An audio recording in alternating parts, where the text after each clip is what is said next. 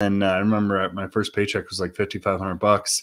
Me and my wife are going up to Jerome for dinner. And I was like, babe, if I could do 10 of these a month, which I think I can make 55 grand a month, right?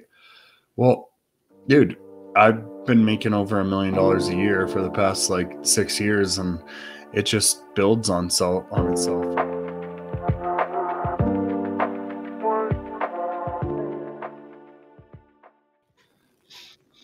Hello, welcome to today's episode. I'm your host, Daniel Martinez. Today we have special guest, Mr. James Michener. How are you doing today? Good, Daniel. Thank you for having me on. I'm excited. You have a good story too. So I was like masterminding with other people. Absolutely. So this should be fun. Absolutely. So what part of the country are you from? I always like starting there just so people kind of get an idea where you're at. Yeah, Prescott, Arizona. So about an hour and a half north of Prescott or Phoenix, sorry. Okay. And we're up in the mountains. We get snow, rain, all kinds of stuff. Whereas in Phoenix, 300 days sunshine down there. We probably get 250 days, but it's beautiful up here. I love it. It's grown quite a bit. Next to Flagstaff? Is that next to Flagstaff? So Prescott is in between Prescott or Phoenix and Flagstaff. So we're right in between. We're kind of central almost. Where'd I go to? I went to Flagstaff a couple years ago, and it was just like there's that road that goes straight up the mountain. Yeah. I was like, this is really cool. It's beautiful up there, but it's packed, dude. It's packed. It's crazy. I went to college up there. Man, it's crazy. And it's about $100,000 per house more expensive than Prescott, and Prescott's already expensive. So yeah, but it's a decent place for sure. I lived up there for a bit and I thought it'd be better, but it didn't fit my needs. Awesome. Yeah. I like Arizona. Arizona's a cool town. Dude, it is. It's so cool. Everybody's like, oh, it seems like it's dry and all stuff. Like, dude, you have Sedona, you got the Grand Canyon, you got beautiful mountains, like you got really good lush forests. Because skiing, if that's your forte. Yeah, there's 2 ski resorts, and like the Colorado Plateau comes down off the east side of Arizona, so it's like creeks, rivers, like it's beautiful out there too. So there's so much diversity, it's unreal. The only thing that sucks with the diversity is the pollen. Oh man, your allergies will eat you up out here. So yeah, but you get used to it after a couple of years. My wife and kids get affected by it. Luckily, it doesn't affect me that much. So. Oh, nice. That's cool. And one more time, where are you out of again? I'm out of Southern California. Oh, cool. Nice. Good. North of San Diego. So, well, if you ever need any DSCR loans, let me know. I got a good friend of mine, or my brother-in-law, that kills it with that stuff. So he's a great guy. Yep. Awesome. So for people that don't know you, who are you? What do you do? This is kind of people we got to dive into the conversation. Yeah. So James Michener, I like to call myself kind of the Swiss Army knife of stuff. I wasn't always like that, right? Got my real estate license like 13 years ago, took a year off, traveled to Taiwan, taught English for a summer, then went up to, then flew overseas, went to Thailand for 6 weeks, backpacked through there, amazing. Got back to the States, decided to go work on a farm in Montana, got back to Prescott for 3 days, headed down to Mexico, worked for the Baja 1000 with the Race for the Wounded with our military group. It was great. Moved back up, and what was it? 4 weeks later, I met my girlfriend, who is now my wife, of almost 10-year wedding anniversary coming up, and started in real estate. First year, made 56 grand, and then that was a good one. I didn't sell a single house for almost 7 months. So my first escrow that closed was July 1st, and then I closed 25 other deals and made 56 grand. I'm like, dang, this is awesome. And then I remember my first paycheck was like $5,500. Me and my wife are going up to Jerome for dinner, and I was like, babe, if I could do 10 of these a month, which I think I can make 55 grand a month, right? Well, dude, I've been making over $1 million a year for the past like 6 years, and it just builds on itself, right? But that started as like a real estate agent, and then just like working with buyers and sellers, then just switching to sellers and having my agents on my team working with buyers. Then I started getting into fix and flips. Then I started making so much money I didn't need all of it, because me and my wife, we grew up poor, so we could live off 40 grand. So we started saving it all, buying rental properties, moving into a duplex, renting out the other side, doing that, so on and so forth, until my wife's like, I'm not moving anymore. So then we just started acquiring more rentals, and then we started doing fix and flips, and then we started doing wholesale, and then there was more money. And I'm like, well, there's people that want to borrow this money from me for 10 to 15%. I'll just give it to them and feel good in first position. And yeah, so now fast forward from when I first started my career, now I have two beautiful babies, 5 and 7, which are absolutely incredible.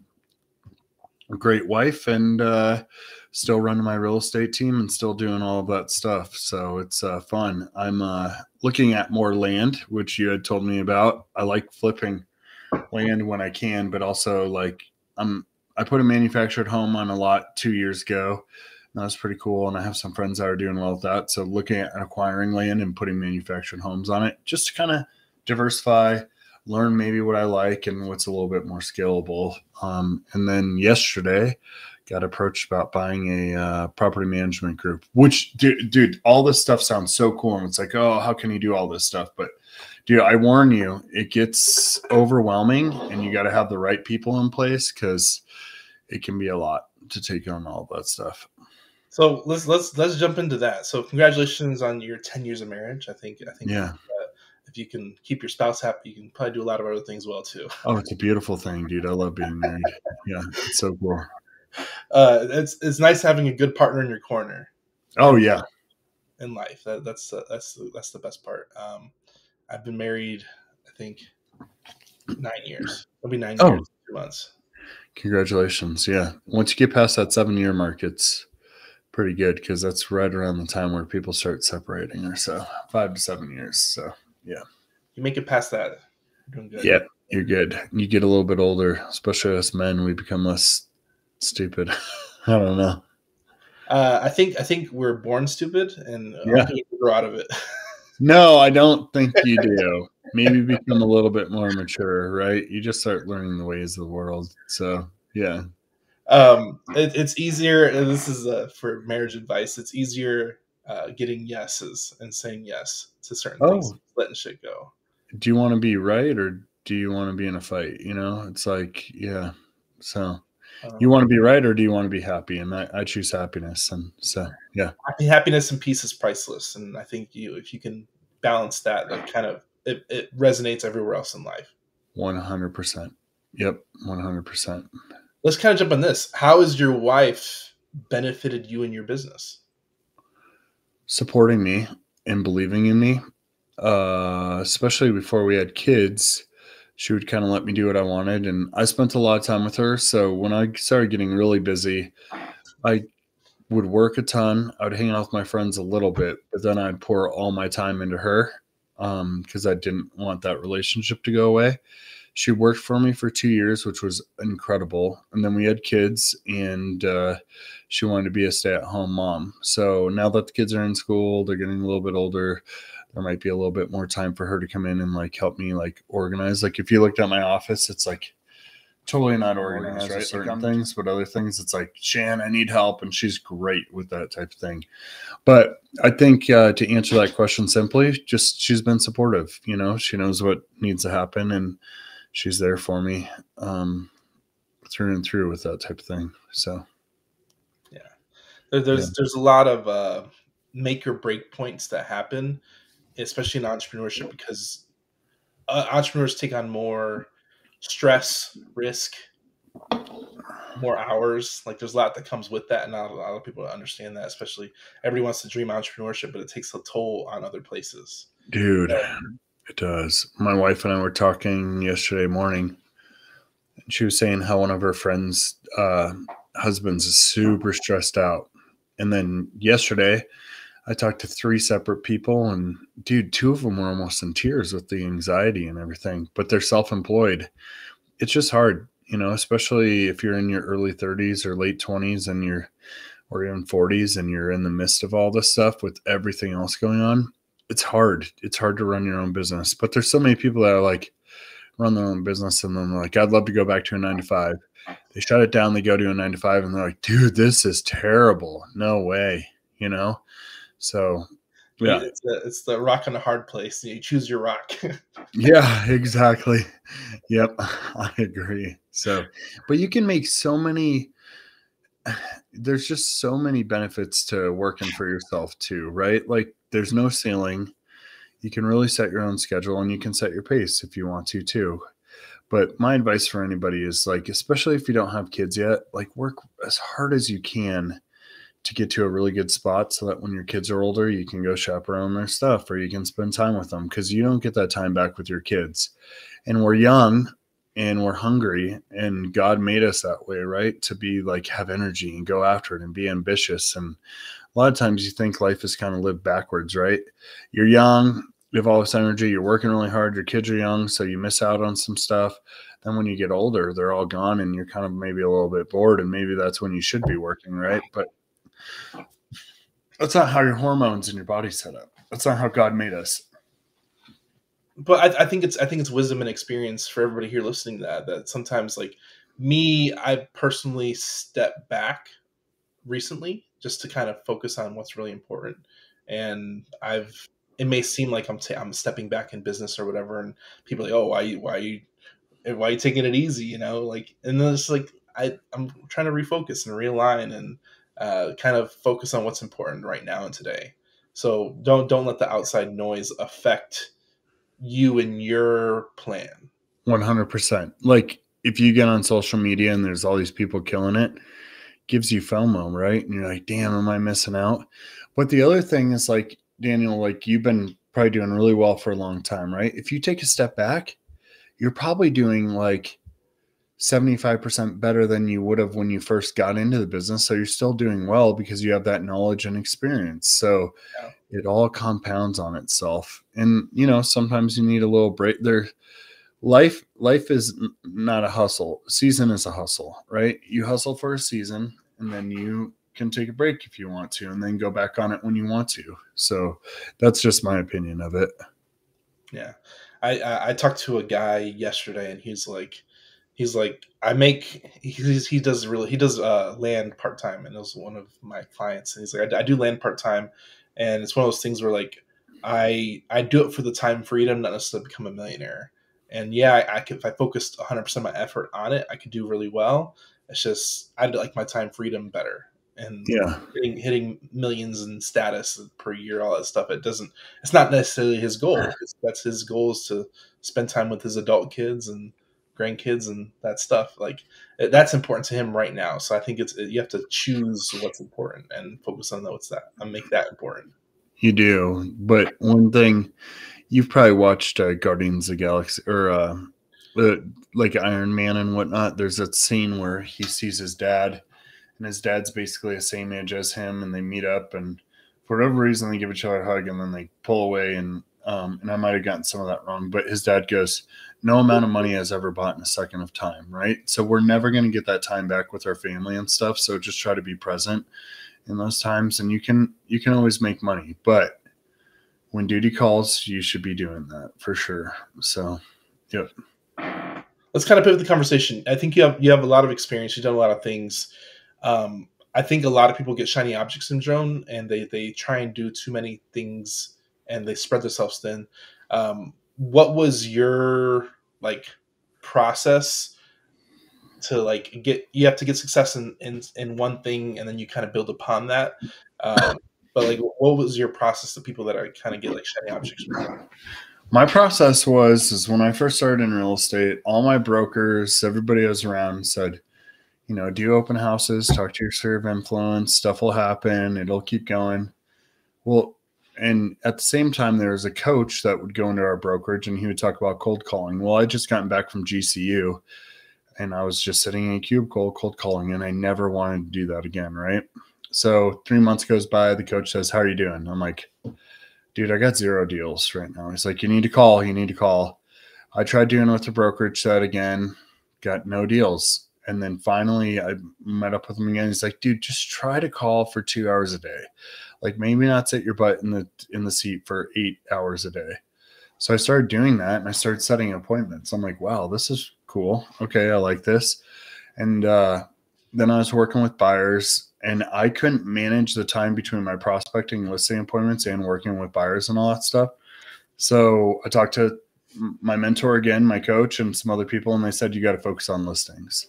So at that point, I started doing 3 to 4 hours a day, cold calling Monday through Friday, sometimes Saturdays, maybe like once a month.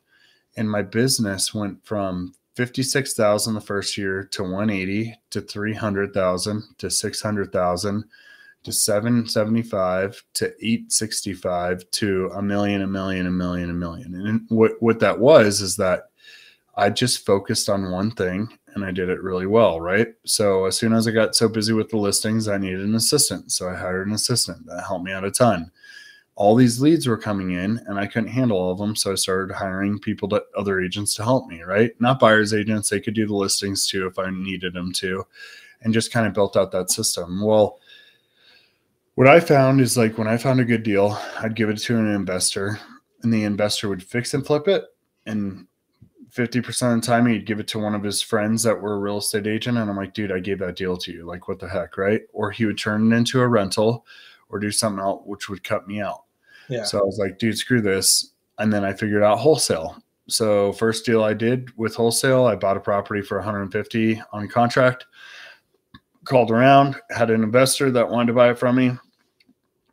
I sold it to him for 210. And he's like, dude, you're under contract for 150. And I'm like, it's not working that way anymore. Like, you'll still make good money at 210. And so he paid me it. I made 260. And ever since then, I was like, yep, this is mine. And then I started getting other good deals that would come through because of the prospecting I was doing through the phone calls. And I just started buying up rental properties after that. And then my dad was doing my guardian father was doing private money notes. I'm like, what are those? He's like, well, I have a bunch of money saved up. I don't necessarily want to do the fix and flips, but there's other people that will. So I loan them money at 10 to 15%. They pay me monthly and I charge 1 to 2 points. I'm like, what are 1 to 2 points? It's like, it's basically a commission, right? I'm like, oh, so on $200,000 loan, you make 4,000 plus your interest. He's like, yep. I started doing that. I'm like, dude, this is golden right now. Right. So it all happened, but those were kind of like a little bit of shiny objects right at the time. And that did pull me away from my listing side, but I also wanted to find something that would reinvigorate me, make me a little bit better. But now what I look at it is like the 5 lane freeway, right? If I could talk to somebody, I can list it, buy it myself, flip it, keep it as a rental or loan on it if I want to, or wholesale it. Right. So that's where it goes. Now the shiny object syndrome is like, I got this new CRM or people are cold calling me and they got all these leads. And I'm like, oh man, I don't know what to do at this point in time. So you try a few, you get burned. And really what it comes down to is relationships, picking up the phone, calling the leads that are coming in and going through it like that. So that's for me. But shiny object syndrome will absolutely kill you. So I saw this recently. And it says that if your business is under $100,000 a month, follow these 2 steps.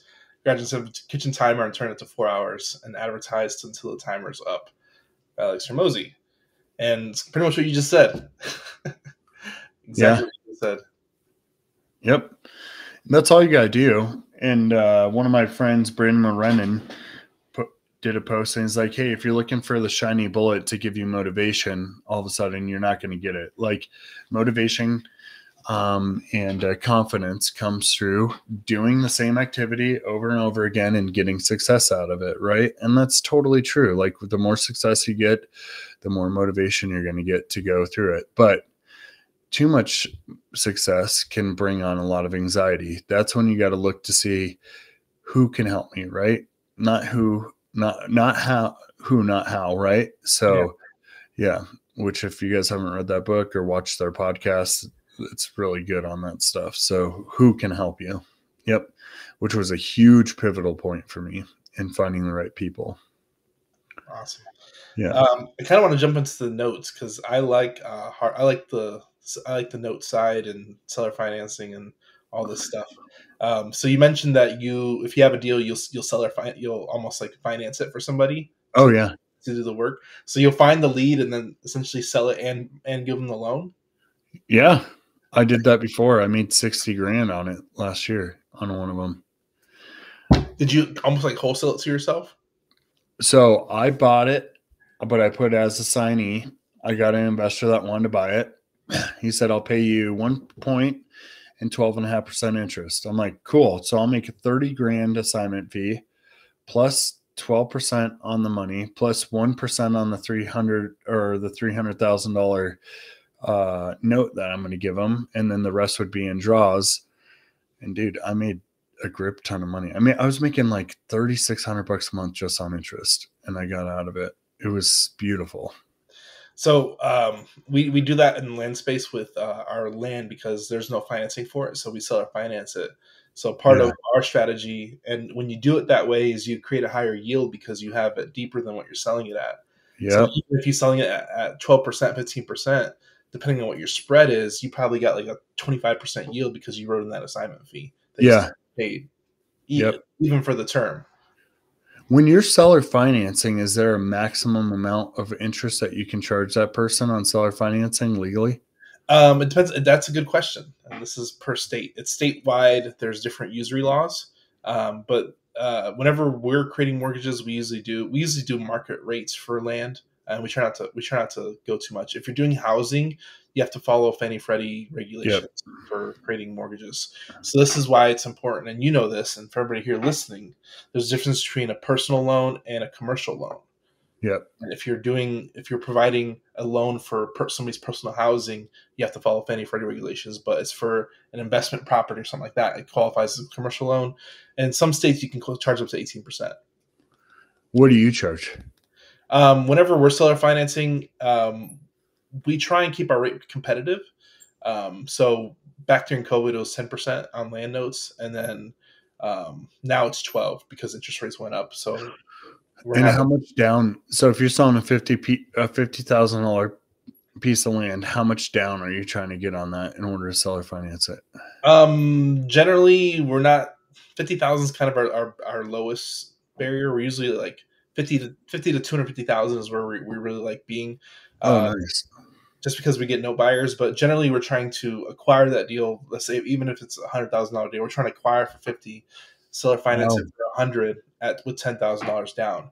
So if you use your own cash, you bought it for 50 with $10,000 down, you're in it for 40, and then you're selling finance it for 100. So you got a 50K spread at 12%, which usually comes out to like almost like a 25% yield or something like that. Where are you getting the cash to be able to buy these properties and then seller finance them?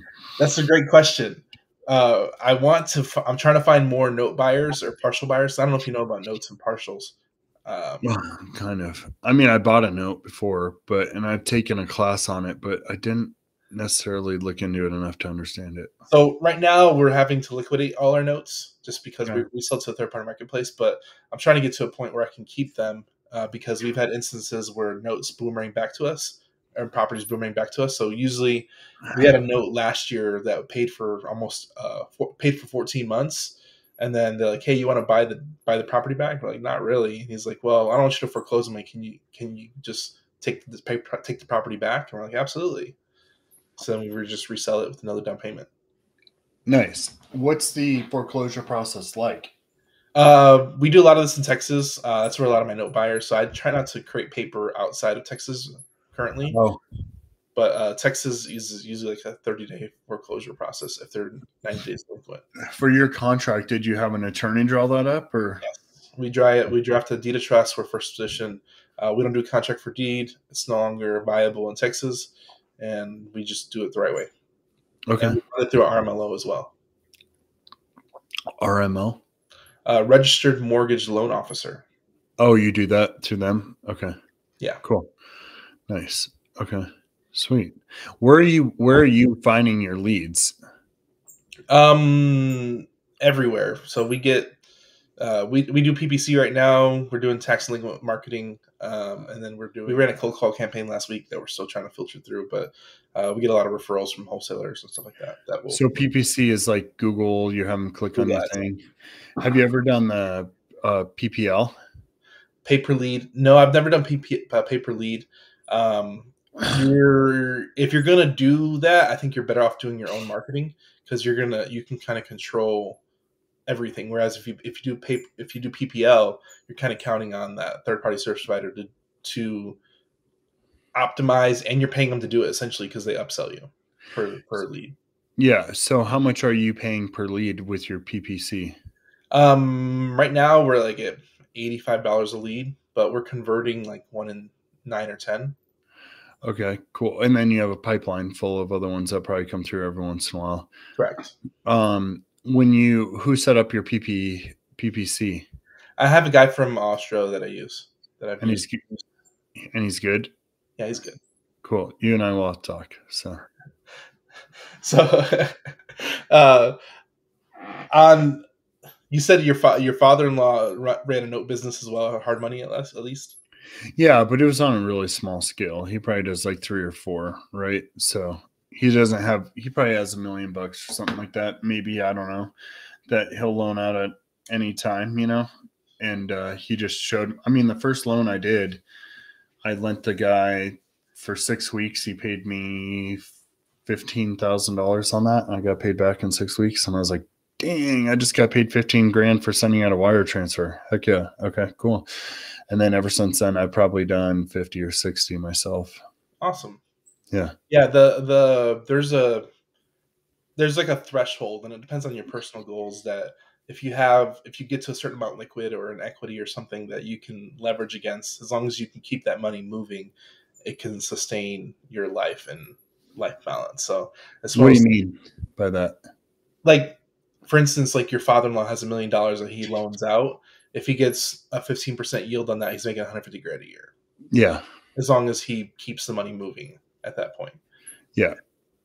So it's one of those things where, like, depending on what your life goals are, you mentioned earlier that when you're first coming up, you're around $40,000 a year budget. Yeah. You can do that minimally with a little bit of capital, Totally. Now my goal is I want to make $500,000 a year passive, but Okay. I'm getting there. So you can reverse that backwards. So, watch this. I'm a numbers guy. I'm gonna follow you. Okay. 500,000 divided by 12 is 41,000 a month. If you can get a 15% yield, 500,000 is what? 500,000 is 41,000 a month. Okay. So, how much money do you need in a fiscal 12 year period to get 500,000 passive? Okay. Will you tell me what you're doing? Multiplying what by what? Yeah. I'm playing with a investment calculator. Essentially, for goals, if you have a set number that you want to live off of, you can reverse the number back, and as long as you know how to get a consistent ROI, you can figure out what that number is, and it's like your freedom number, some people call it. Okay, cool. Well, I'm going to set up a call with you anyways. We'll go over some stuff. Okay, we'll get back to that. Oh, we're almost out of time. Okay. What is a quote that is yours or somebody else's that you resonate with? My favorite quote that I resonate with. Oh man, I can't think of one right now. Maybe that like Tony Stark one that I always think about, because although I really like making money and I like helping other people, I still have to realize that time is so finite that I don't want that greed to take me over. I had a guy write me the other night from a podcast I did, and he said, "Thank you so much for your podcast. Like, you did a lot. Like, I loved what you had to be out there. I want to work really hard before I have kids because my dad was always out doing business and I never got to see him hardly ever. My response to him is like, dude, keep up the hustle. That's great. But, they're from a different generation and, he did the best he could at that point in time. But me and you, we're probably similar age, I'm assuming. Like, it's just different time for us, and we can, different thought processes for our generation. So, but I think it's something to understand that you're 100%. You're not your parents' generation. You didn't grow up at the same time. I think the technology age has given us an upper hand more than our parents even realize. Yeah. And you can't. when you become an adult and even a parent, you realize what sacrifices were made to get you to where you are.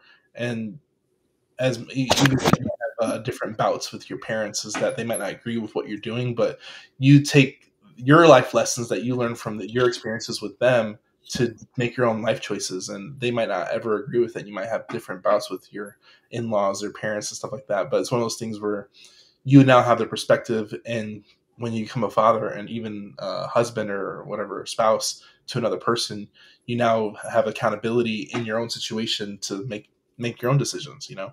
Yeah. So it empowers you to use what you learn, but don't make the same mistake. Cause I have the same thing too, where my dad worked 10 to 12 hour days and he had to commute an hour and a half sometimes. And it was just, he'd come home, eat and sleep. And it was just one of those things where like, I didn't want that for my family. And I think I've made choices to lead me down a different path. And yes, I still work, but I pick up my kid every day from school, you know?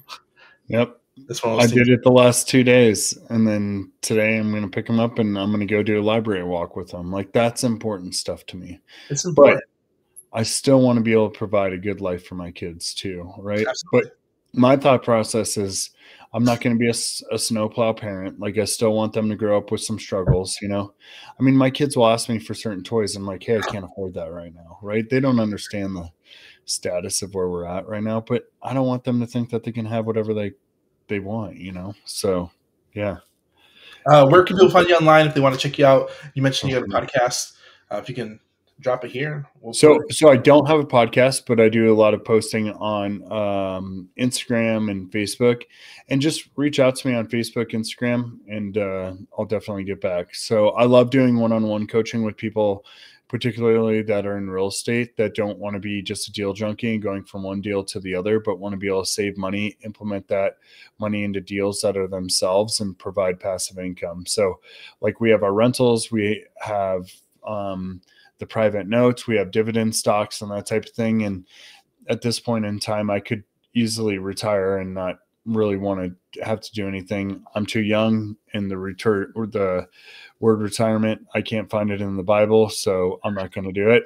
And God wants us to be as servant leaders to others. So I'm going to continue giving back to others. But yeah, reach out to me on those, and I'd love to be able to help you. But yeah, or look me up on YouTube too. There's tons of information that I try to give out for free as well. So, all right, there you go. There you have it. Please go check them out. Please communicate. I hope you all enjoyed the episode. Thanks for tuning in. We'll see you next time, guys.